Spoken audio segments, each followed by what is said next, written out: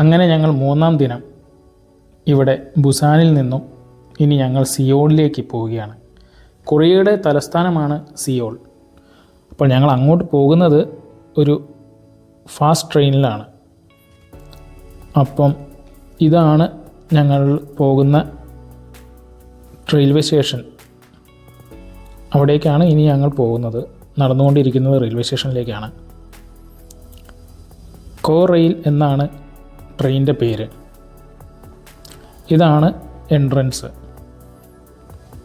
ഞാനും എൻ്റെ കൂടെയുള്ള ബാക്കിയുള്ള സഹയാത്രികളും എല്ലാവരും ഇങ്ങനെ മുന്നോട്ട് നീങ്ങുന്നു, ലഗേജ് എല്ലാം എടുത്തുകൊണ്ട്. ഞാനെപ്പോഴും ലഗേജ് ഒരു ബാക്ക് പാക്ക് മാത്രമേ എടുക്കാറുള്ളൂ.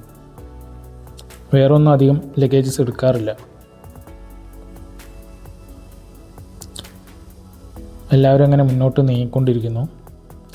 ഇവിടെ ഞങ്ങളെ ലഗേജ് ശരിക്കും ഈ ബുസാനിൽ നിന്നും സിയോളിലേക്ക് ഒരു ബസ്സിൽ അങ്ങോട്ട് എത്തുമെന്നാണ് പറഞ്ഞത്.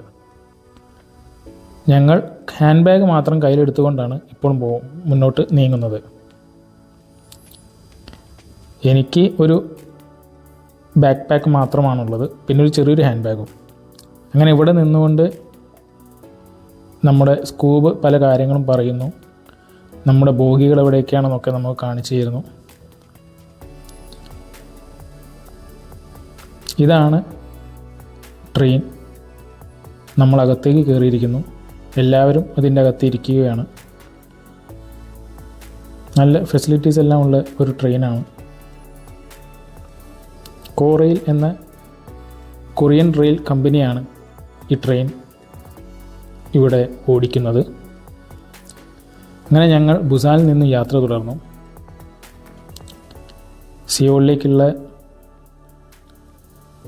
സിയോളിലേക്ക് ഞങ്ങൾ അടുത്തുകൊണ്ടിരിക്കുകയാണ്. അങ്ങനെ സിയോളിൽ ഞങ്ങൾ ഇറങ്ങി. അങ്ങനെ ഇവിടുന്ന് ഇനി എങ്ങോട്ട് പോകണം, എന്ത് ചെയ്യണം എന്നുള്ളതൊക്കെ സ്കോപ്പ് പറഞ്ഞുകൊണ്ടിരിക്കുന്നു. ഞാനങ്ങനെ ഈ ട്രെയിൻ പോകുന്നതിൻ്റെ ഒരു ചിത്രീകരണം ഇവിടെ നിന്നുകൊണ്ട് തന്നെ എടുത്തു.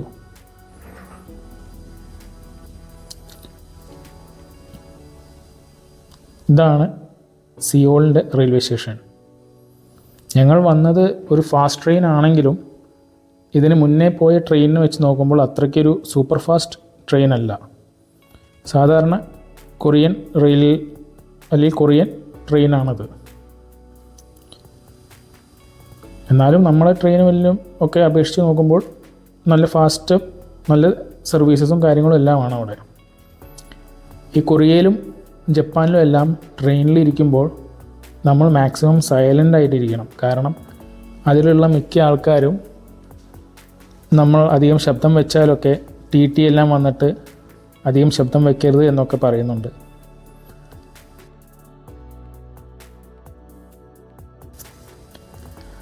ഞങ്ങളിവിടെ വന്നിരിക്കുന്നത് ഉച്ചഭക്ഷണത്തിന് വേണ്ടിയിട്ടാണ്. തനത് കൊറിയൻ ഉച്ചഭക്ഷണമാണ്.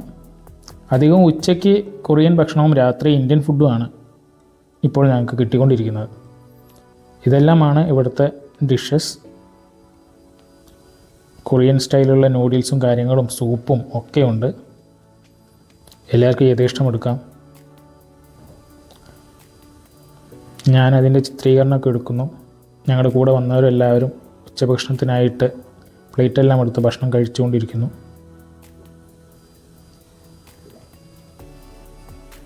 ഫ്രൂട്ട്സും ഒക്കെ ഉണ്ട് ഇവിടെ. അങ്ങനെ ഭക്ഷണശേഷം ഞങ്ങൾ പുറത്തിറങ്ങി വീണ്ടും നടക്കുകയാണ്. നല്ല വൃത്തിയുള്ള സ്ഥലങ്ങളാണിതെല്ലാം. ഇവിടെ ഞങ്ങളൊരു ഒബ്സർവേഷൻ ഡെക്കിലേക്കാണ് ഇനി അടുത്ത ഞങ്ങളുടെ യാത്ര. എവിടേക്കാണ് ഇപ്പോൾ കയറിയിരിക്കുന്നത്. താഴത്തെ സുവനീർ ഷോപ്സും മറ്റും എല്ലാം ഉണ്ട്.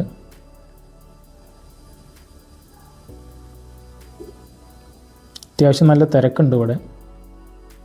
ഞങ്ങൾ ക്യൂവിൽ നിൽക്കുകയാണ്. ഇങ്ങനൊരു ഗൊണ്ടോളയിലാണ് ഞങ്ങളുടെ യാത്ര. ഒരു കേബിൾ കാർ. ഇതെന്ന് പറഞ്ഞാൽ ഒരു 3-4 പേര് കയറുന്ന കേബിൾ കാറല്ല, ഒരു 10-20 പേര് കയറാൻ പറ്റുന്നൊരു കേബിൾ കാറാണ്. ഞങ്ങളുടെ കൂടെയുള്ള എല്ലാവരും ഇതിൽ കയറിയിരിക്കുന്നു. ഒരു വലിയ കേബിൾ കാറാണിത്. നിന്നാണ് നമ്മൾ പോകുന്നത്. ഇതാണ് പോകുമ്പോഴുള്ള സിയോളിൻ്റെ കാഴ്ച. ഞങ്ങൾ മലയുടെ മുകളിലേക്ക് പോയിക്കൊണ്ടിരിക്കുകയാണ്. അങ്ങനെ ഞങ്ങൾ പുറത്തേക്ക് ഇറങ്ങി.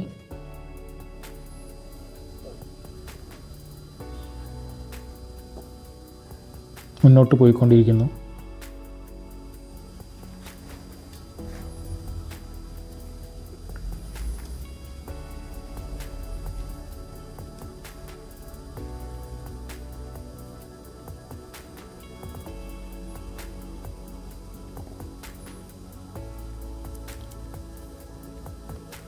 ഞങ്ങളുടെ കൂടെ ഞങ്ങളുടെ ഗൈഡ് ജിസ്ജോയ് ഉണ്ട്. ഇതാണ് ഇറങ്ങി വരുമ്പോഴുള്ള നമ്മുടെ കാഴ്ച. ഇനി ഇവിടുന്ന് ഇങ്ങനെ കയറി പോകണം. അത്യാവശ്യം കുറേ സ്റ്റെപ്പുകളുണ്ട്. കുറേ പേർ എല്ലാം കണ്ടു കഴിഞ്ഞ് വരുന്നു. ഇവിടെ കോഫി ഷോപ്പും എല്ലാം ഉണ്ട്, ചെറിയ സുവനീർ ഷോപ്സും എല്ലാം ഉണ്ട്. പലരും ഫോട്ടോ എല്ലാം എടുക്കുന്നുണ്ട്. ഇവിടെ ഇങ്ങനൊരു സംഭവം കാണാം.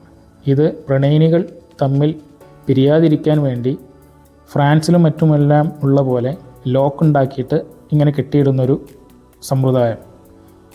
ഇത് മിക്ക സ്ഥലങ്ങളിലും നമുക്ക് കാണാം. അതിൻ്റെ മുന്നിൽ നിന്നും ഫോട്ടോയും വീഡിയോയും എല്ലാം എടുക്കുന്ന പലരും. ഇഷ്ടംപോലെ ലോക്കുകൾ ഇവിടെയുണ്ട്.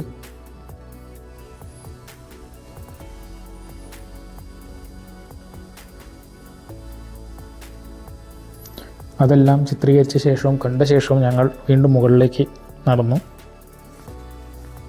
ഞങ്ങളുടെ കൂടെയുള്ള എല്ലാവരും പ്രായമായവരും ഒക്കെ പതുക്കെ കയറി വരുന്നുണ്ട്.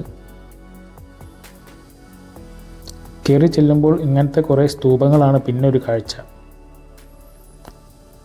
അതും കണ്ടുകൊണ്ട് വീണ്ടും ഞങ്ങൾ മുന്നോട്ട് നടന്നു.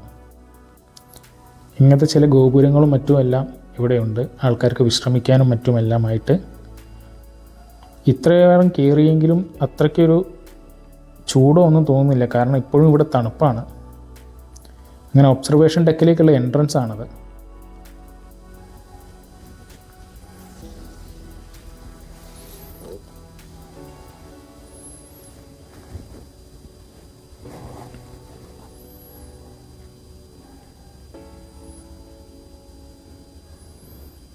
ഞങ്ങൾ അങ്ങനെ ഉള്ളിലേക്ക് കയറി.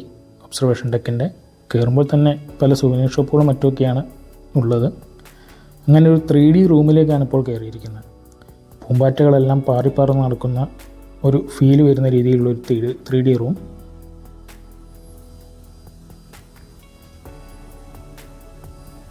വളരെ മനോഹരമായിട്ട് തന്നെ ഒരുക്കി വെച്ചിരിക്കുന്നു ഇവിടെ.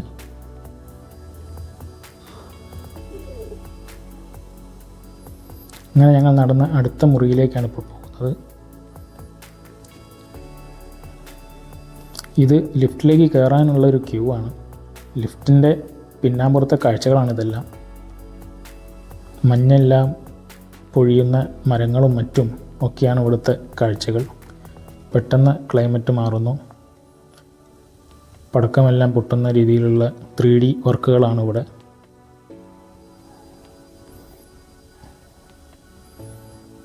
ഞങ്ങളങ്ങനെ ഒബ്സർവേഷൻ ഡെക്കിലേക്ക് ഇങ്ങനെ ഇറങ്ങിയിരിക്കുന്നു.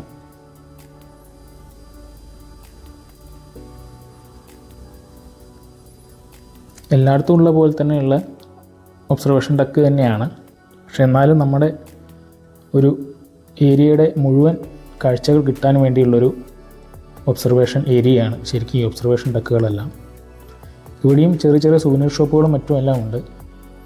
ആൾക്കാർക്ക് പല സാധനങ്ങൾ വാങ്ങാനുള്ള മിഠായി പോലെയുള്ള സാധനങ്ങളും മറ്റും എല്ലാം ഉണ്ട്, ഇവിടെ വിൽക്കുന്നുണ്ട്.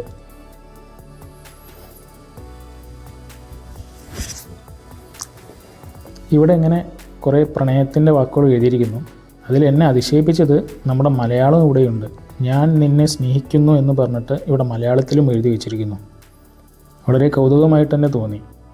നമ്മുടെ മലയാളവും ഇവിടെ കൊറിയയിൽ ഒട്ടും മോശമല്ലാതെ സ്റ്റൈലിൽ അവിടെ എഴുതി വെച്ചിരിക്കുന്നത് കണ്ടപ്പോൾ വളരെ സന്തോഷം തോന്നി. ആ കാഴ്ചകളെല്ലാം കഴിഞ്ഞ് ഞങ്ങൾ വീണ്ടും താഴേക്ക് ഇറങ്ങി. പോകുമ്പോൾ ഗിഫ്റ്റ് ഷോപ്പും മറ്റും എല്ലാം കാണാം. ആൾക്കാർ പലരും അവിടെ നിന്ന് പർച്ചേസിങ് മറ്റുമെല്ലാം നടത്തുന്നു. ഞങ്ങൾ ആ കാഴ്ചകളെല്ലാം കണ്ട് പുറത്തേക്ക് ഇറങ്ങി. കുറച്ച് സമയം ഞങ്ങൾക്ക് ഇവിടെ ഫ്രീ ടൈമാണ്. ഇനി എങ്ങോട്ട് എത്തണം കാര്യങ്ങളെല്ലാം പറയുന്നുണ്ട്. എല്ലായിടത്തെയും പോലെ 7-Eleven എന്ന് പറഞ്ഞ ഷോപ്പും ഇവിടെയുണ്ട്.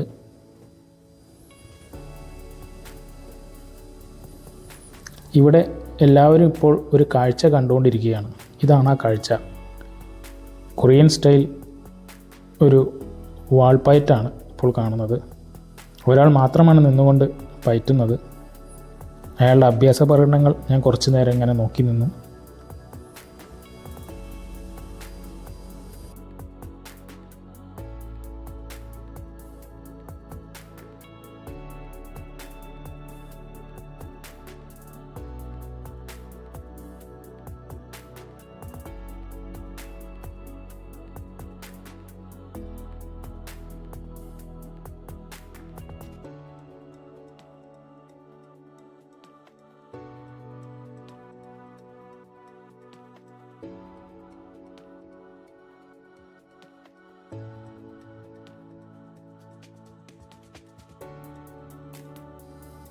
അങ്ങനെ ഞാൻ വീണ്ടും ആ കാഴ്ചകളെല്ലാം ചിത്രീകരിച്ച് തിരിച്ച് നടക്കുകയാണ്. ഇവിടെ ഇപ്പോഴും ഇങ്ങനത്തെ അഭ്യാസങ്ങൾ പലതും നടക്കുന്നുണ്ട്. ഇവിടെ ഇപ്പോൾ ഒരു 4 പേര് ചേർന്നിരുന്ന ഒരു ഗാനം, അതിൻ്റെ ഒരു രസകരമായ കാഴ്ചകളൊക്കെയാണ്. അങ്ങനെ ഞാനത് കഴിഞ്ഞ് വീണ്ടും നടത്തം തുടർന്നു. ഇവിടെ നിന്ന് എനിക്ക് ചെറിയൊരു അബദ്ധം പറ്റി. ഞാൻ വന്ന വഴി മറന്നു, അല്ലെങ്കിൽ വന്ന വഴി തെറ്റിപ്പോയി. അതായത് എൻ്റെ കൂടെയുള്ള ഗ്രൂപ്പിനെ അറിയാതെ എനിക്ക് മിസ്സായിപ്പോയി. പിന്നെ ഞാൻ ഫോണെല്ലാം ചെയ്ത് എവിടെ നിൽക്കുന്നു ഒക്കെ അറിഞ്ഞ് രണ്ടാമത് ഞാൻ ഒറ്റയ്ക്കാണ് ഇപ്പോൾ താഴേക്ക് ചെല്ലാൻ പോകുന്നത്. നടക്കുമ്പോഴൊക്കെ കാണുന്നത് ഈ പ്രണയിനികളുടെ താക്കോൽ പൂട്ടാണ്. ഇതെല്ലാം കഴിഞ്ഞ് താഴേക്ക് എത്തുമ്പോൾ തിരക്കിപ്പോൾ വളരെ കൂടിയിരിക്കുന്നു. താഴേക്ക് പോകുന്നതിനനുസരിച്ച് ആൾക്കാർ മുകളിലേക്ക് വന്നുകൊണ്ടിരിക്കുന്നു.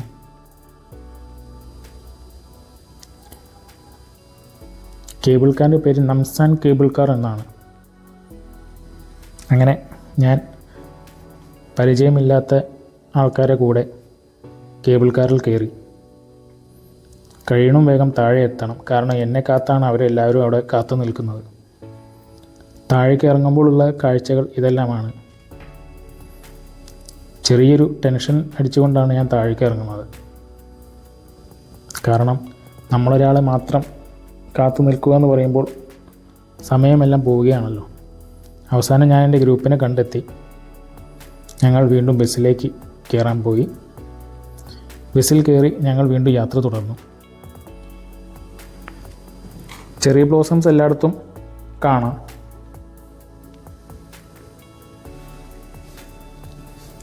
അങ്ങനെ ഞങ്ങൾ ഇനി പോകുന്നത് കൊറിയൻ പുരാതന വീടുകളുടെ നിർമ്മാണം എങ്ങനെയാണെന്ന് കാണാൻ വേണ്ടിയിട്ടാണ്. അതിൻ്റെ ഒരു നീണ്ട ഒരു ശൃംഖല ഇവിടെ തന്നെ കാണാം. ഞങ്ങൾ ആ കവാടത്തിൻ്റെ ഉള്ളിൽ കൂടെ അകത്തേക്ക് കടന്നു.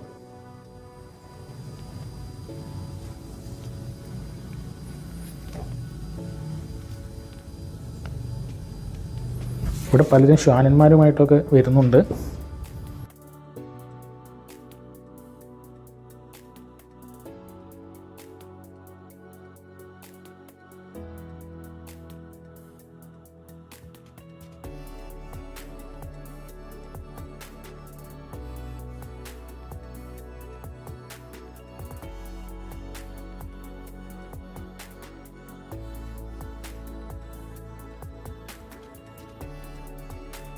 അങ്ങനെ ഞങ്ങൾ നടന്ന് മുന്നോട്ട് നീങ്ങുമ്പോൾ ഇതാണ് കാഴ്ച.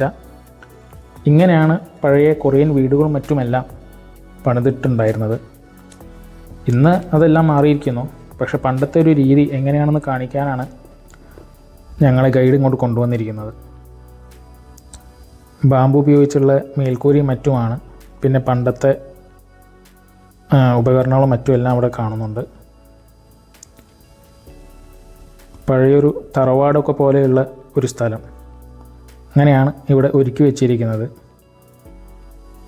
നമ്മുടെ നാട്ടിലും കേരളത്തിലും വേണമെങ്കിൽ ഇതേപോലെ പഴയ വീടുകളും മറ്റുമെല്ലാം ടൂറിസ്റ്റുകൾക്ക് വേണ്ടിയിട്ട് നമുക്ക് ഒരുക്കി വയ്ക്കാൻ പറ്റും.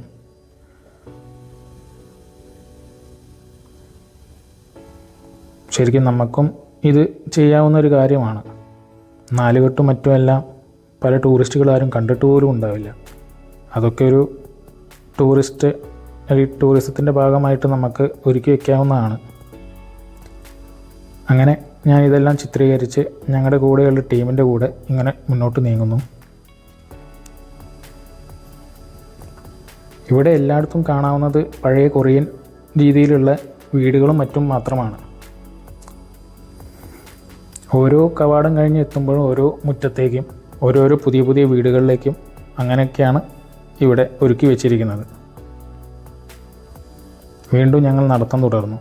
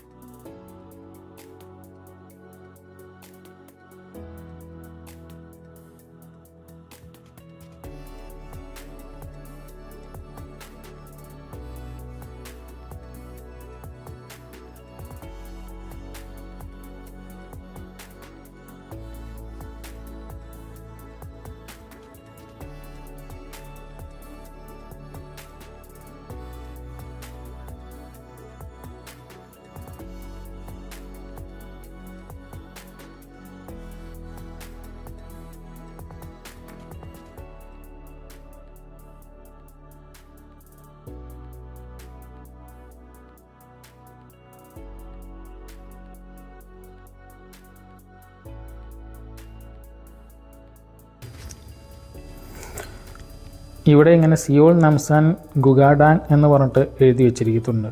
അതിൻ്റെ മുമ്പിൽ നിന്ന് എല്ലാവരും ഫോട്ടോ എല്ലാം എടുക്കുന്നുണ്ട്. ഇവിടെ ഇങ്ങനെ ചെറിയൊരു ലേക്ക് പോലെ ഇങ്ങനെ ഒരുക്കി വെച്ചിരിക്കുന്നു. ചെറിയൊരു പോണ്ടോ അതൊക്കെ പോലെ. അതിൻ്റെ ഓരത്ത് കിളികളെല്ലാം നിൽക്കുന്നു. ഇതിലൂടെയാണ് ഞങ്ങൾ അകത്തേക്ക് കയറി വന്നത്. ഇനി ഞങ്ങൾ പുറത്തേക്ക് ഇറങ്ങുകയാണ്. എൻ്റെ കൂടെയുള്ള എല്ലാവരും ഇങ്ങനെ മുന്നോട്ട് പോയിക്കൊണ്ടിരിക്കുന്നു. ഞാനാണ് അവസാനം ഇതെല്ലാം ചിത്രീകരിച്ച് നടന്നുകൊണ്ടിരിക്കുന്നത്. ഇനി ഞങ്ങൾ പോകുന്നൊരു ക്ഷേത്രത്തിലേക്കാണ്, ബുദ്ധൻ്റെ ക്ഷേത്രത്തിലേക്ക്. ഇവിടെ നിങ്ങൾക്ക് നേരത്തെ നമ്മൾ ഇന്നലെ കണ്ട പോലെ തന്നെ ഇവിടെയും തോരണങ്ങൾ തൂക്കി വെച്ചിരിക്കുന്ന കാണാം. ഇത് ബുദ്ധൻ്റെ പിറന്നാളിന് വേണ്ടി തൂക്കി വെച്ചിരിക്കുന്നതാണ്. ഇവിടെ ഇങ്ങനൊരു ഡ്രമ്മുണ്ട്, അതിൽ എല്ലാവർക്കും കൊട്ടാം. പലരും അതിൻ്റെ മുമ്പിൽ നിന്ന് ഫോട്ടോയൊക്കെ എടുക്കുന്നു. ഞങ്ങളുടെ കൂടെ ഉള്ളവർ തന്നെയാണ്. ഇങ്ങനെ തോരണങ്ങളും മറ്റുമെല്ലാം തൂക്കിയിട്ടിരിക്കുന്നുണ്ട് ക്ഷേത്രത്തിൽ. ഇങ്ങനെ പല രൂപങ്ങളും മറ്റുമെല്ലാം ഈ ക്ഷേത്രത്തിൽ കാണാം. വളരെ മനോഹരമായിട്ട് വർണ്ണശബളമായ ഒരു കാഴ്ചയാണത്.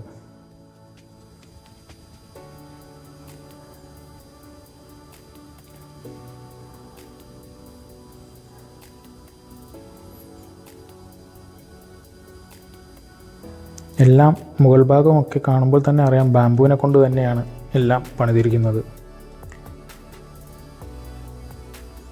ഇവിടെ ചില സന്യാസിമാരിങ്ങനെ നടന്നു വരുന്നു.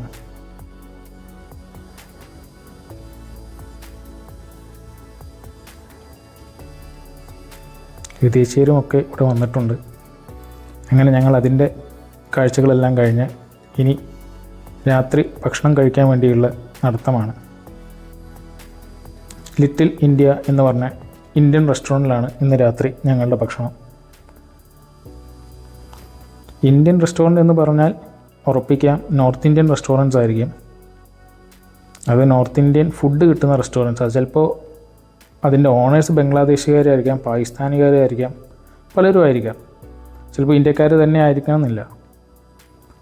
ഇങ്ങനത്തെ എല്ലാ വിഭവങ്ങളും, നോർത്ത് ഇന്ത്യൻ എല്ലാ വിഭവങ്ങളും ഇവിടെ വെച്ചിരിക്കുന്നു.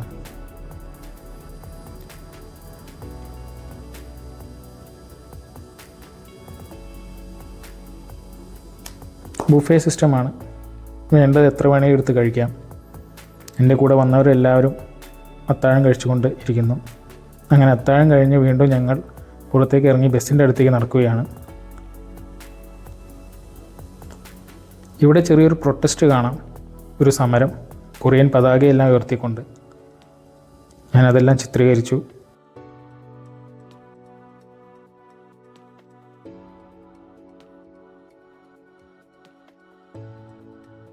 അങ്ങനെ ഞങ്ങൾ ഇന്ന് രാത്രി താമസിക്കാൻ പോകുന്ന ഹോട്ടലിലേക്ക് ചെക്ക് ഇൻ ചെയ്യാൻ വേണ്ടി ഉള്ളിലേക്ക് കടക്കുകയാണ്. എല്ലാവരുടെയും ലഗേജ് എല്ലാം ഇവിടെ എത്തിയിട്ടുണ്ട്. ഇതെല്ലാം അവർ എടുക്കുകയാണ്. ഇതാണ് എൻ്റെ മുറി. ചെറിയൊരു വാഷിംഗ് മെഷീനും മറ്റുമെല്ലാം ഉണ്ട് റൂമിൻ്റെ ഉള്ളിൽ. അത്യാവശ്യം നല്ല മുറി തന്നെയാണ്. അങ്ങനെ ഇന്ന് രാത്രിയിലെ എൻ്റെ ഉറക്കം ഈ മുറിയിലേക്ക് ഞാൻ കിടത്തി വിട്ടു.